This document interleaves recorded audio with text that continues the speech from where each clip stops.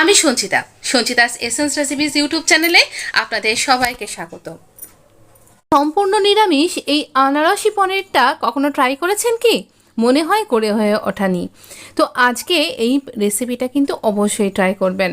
নিরামিষ দিনে যেদিনকে আপনি একদম উইদাউট অনিয়ন গার্লিক কোনো রেসিপি ট্রাই করতে চাইছেন, আর সেটা যদি কোনো পনিরের রেসিপি হয়ে থাকে, তাহলে আমি বলবো এই রেসিপিটা একবার ট্রাই করতেই পারেন।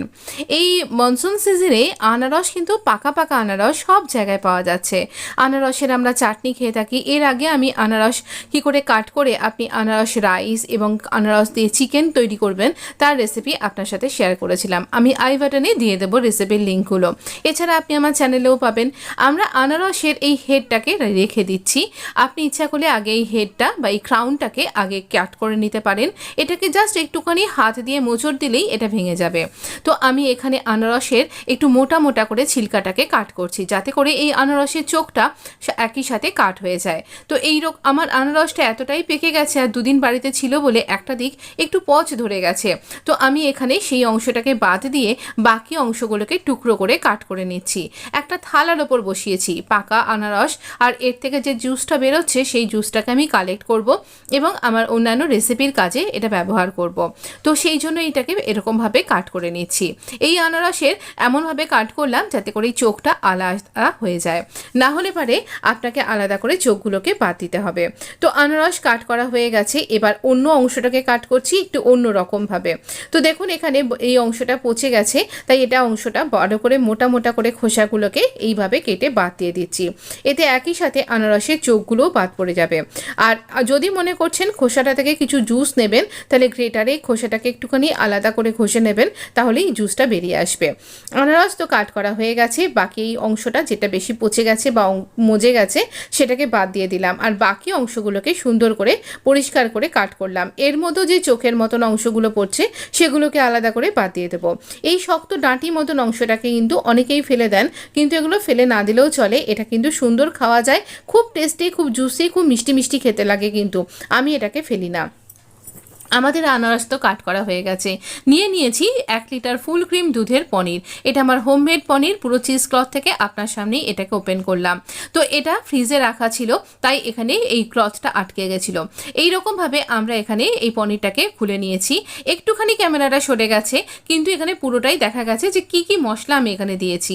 এখানে পনিরগুলোকে একটু বড় বড় কিউব করে কাট করে নেব, আর এখানে আমি কিছু মশলা দিয়ে এই পনিরটাকে একটু ম্যারিনেট করব। ম্যারিনেট করে কিছুক্ষণ রাখতে পারলে খুব ভালো হতো, কিন্তু আমি যেহেতু অফিসের সময় লাঞ্চ বক্স রেডি করছি, সেই জন্য আমার কাছে অতটা সময় ছিল না। যদি এটা ম্যারিনেট করে মিনিমাম 20 থেকে আধ ঘন্টা রাখতে পারেন তাহলে খুব ভালো হবে।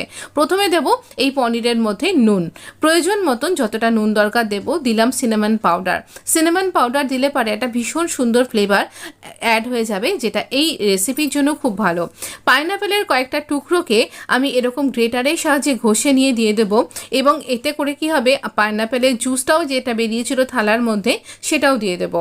পাইনাপেলের জুস, নুন আর সিনামন পাউডার দিয়ে আমি এটাকে ম্যারিনেট করে নিচ্ছি। আর সেই ফাঁকে আমার কড়াইটাও গরম হয়ে গেছে, আমি এখানে তেল দিয়ে দিচ্ছি।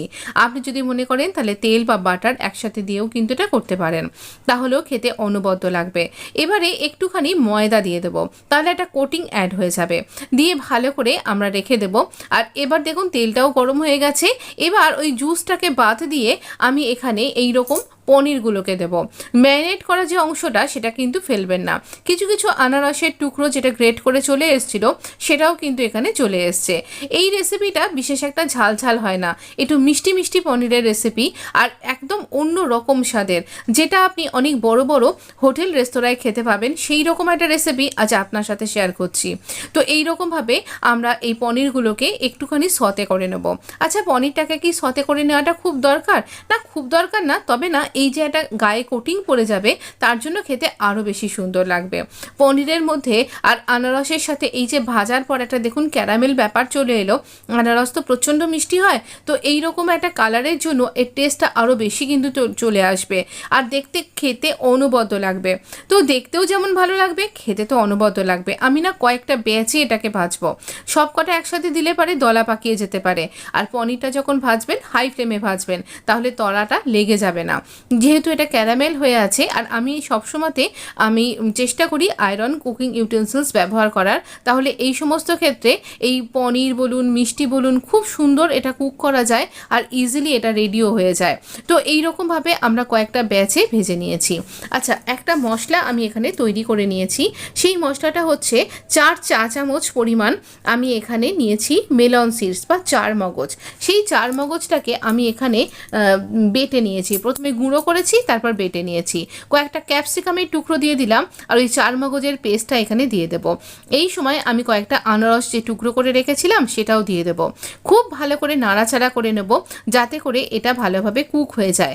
দিয়ে দেব ওই ভেজে রাখা পনিরটা। দেখুন কি সুন্দর কালার এসছে। আর এই যে কোটিংটা দেখছেন, এই কোটিংটা না একটা ক্যারামেলাইজড কোটিং, মুখে পড়লে অনবদ্য লাগছে। আনারসের টুকরোগুলোর সাথে যখন এটা খাবেন একদম ভীষণ ভীষণ অন্য রকমের একটা টেস্ট করবে, আর এত ভালো খেতে লেগেছিল। আর এখানে ঝাল বলতে থাকছে, এখানে একটু নুন দিয়ে দিলাম। আর আমি কিন্তু এখানে কোনো লঙ্কা ব্যবহার করিনি, কারণ এখানে লঙ্কা ব্যবহারটা চলবে না। এখানে পাইনঅ্যাপেলের ফ্লেভারটাই মুখ্য। যদিও আমি ক্যাপসিকাম দিয়েছি, তার একটা অন্য রকমের ফ্লেভার আসবে, লঙ্কার ফ্লেভার নয়। আরও একটুখানি আমি সিনামন পাউডার দিয়ে দেবো, এতে অনবদ্য একটা টেস্ট ক্রিয়েট হয়ে যাবে আর এর ভীষণ সুন্দর খেতে লাগবে। আর এত জুসি পনির। আর আমি ওই মশলা ধোয়া বাটিতে মিক্সির মশলা ধোয়া যে মশলাটা লেগেছিল সেই জলটাই এখানে একটু দিয়ে দিলাম। একটু ঝোল ঝোল গ্রেভি রাখবো, আপনি ইচ্ছা করলে এটাকে শুকনো শুকনোও রাখতে পারেন। আমি যেহেতু ভাতের সাথে সার্ভ করেছিলাম, তবে না পুজোর দিনে, এই দুর্গা পুজো যে সামনে আসছে সেই পুজোর দিনে যদি আপনি মনে করছেন একটুখানি ভেজ ফ্রায়েড রাইস বানাতে পারেন, তার সাথে সার্ভ করতে পারেন। ভেজ ফ্রায়েড রাইসের ভিডিও আপনি পেয়ে যাবেন আমার চ্যানেলে। একটু চিনি দেবেন, খুব মিষ্টি মিষ্টি হয়। যদিও এখানে আমি পাইনঅ্যাপেলের রস এবং পাইনঅ্যাপেল দুটোই অ্যাড করেছি।